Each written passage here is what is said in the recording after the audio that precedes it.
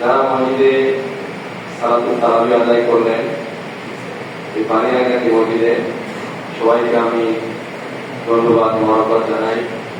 একটি গুরুত্বপূর্ণ এলাকা এটা। আমরা নির্বাচনের আগে অনেকবার এখানে প্রোগ্রাম করেছি, আমরা আসছি, জনগণকে নিয়ে আমরা জনসভা করেছি। এলাকার মানুষের কাছে আমি ব্যক্তিগত অনেক কৃতজ্ঞ, কারণ এখানকার মানুষগুলো দাঁড়িপাল্লা প্রতীককে বিজয়ী করবার জন্য তারা ব্যাপক পরিশ্রম করেছে। তারা দিনের পর দিন পরিশ্রম করেছে, কামাই করেছে, এমনকি বাড়ির পারিবারিক কাজ বাদ দিয়ে অনেকেই ঈদ মৌসুমে আমরা দেখেছি যারা ধানে চাষ করতো, তারা এবার ধানের চাষ নিজে না করে ভাগ হতো, এবার নির্বাচনে আমরা নিজে চাষ করবো। তাদের এই অক্লান্ত পরিশ্রম এবং আন্তরিকতা, আর্থিক কোরবানির কারণে আমরা এখানে বিজয় হতে পারছি।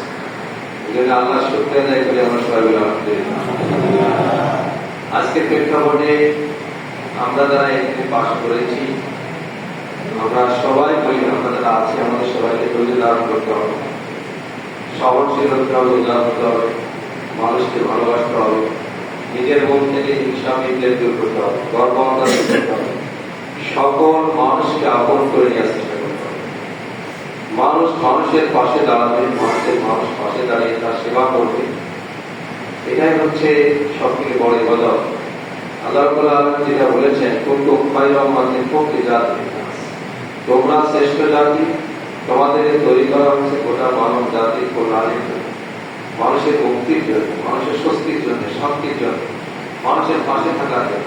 এটাই কিন্তু একজন ইমানদার, একজন মুসলিমের নৈতিক দায়িত্ব। এই জন্য আমি বলবো যে আমরা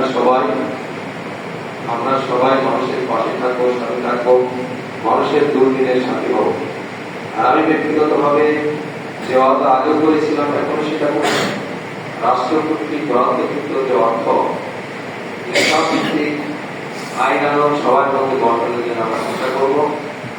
মানুষের জীবনযাত্রার মান উন্নয়নের জন্য, স্বস্তির জন্য, শান্তির জন্য আমরা চেষ্টা করবো। তবে এলাকায় যেখানে যাই সেখানে মাদকের সরাসরি, মানে মাদক, গাঁজা, ইয়াবা, সেদিন একজন বলছে ইয়াবা প্রত্যেকটা ছাত্রদের উপর যারা আছে ওই জগতে, তারা ইশারা দিতে জগৎটা এই মাদকের বিরুদ্ধে সামাজিক প্রতিরোধ গড়ে তুলতে হবে। যদি আমরা সেটা ব্যর্থ হই, আমাদের ভবিষ্যৎ প্রজন্ম কিন্তু নষ্ট হয়ে যাবে। আজকে তরুণ এবং যুবকরা ব্যাপকভাবে মাদকাসক্ত হয়ে যাচ্ছে। আর এক শ্রেণীর উশৃঙ্খল মানুষগুলো আর্থিক সচ্ছলতার জন্য, নিজের কিছু লুটপাটের জন্য নিজেরাই গাঁজা, ইয়াবা বিক্রি করে। তারা এইগুলো এই ব্যবসা করছে, নিজের পায়ে নিজেই পড়ে করছে, আত্মঘাতী কাজ করছে। তাদের সঙ্গে টাকা দরকার। যুবকরা, তরুণরা কোথায় যাচ্ছে তাদের হিসাব কেমন? এই জন্য আমি বলবো এক্ষেত্রে সামাজিকভাবে সবাইকে সচেতন করা, আইন শৃঙ্খলা যারা এখানে আছে তাদের সহযোগিতা নেওয়া।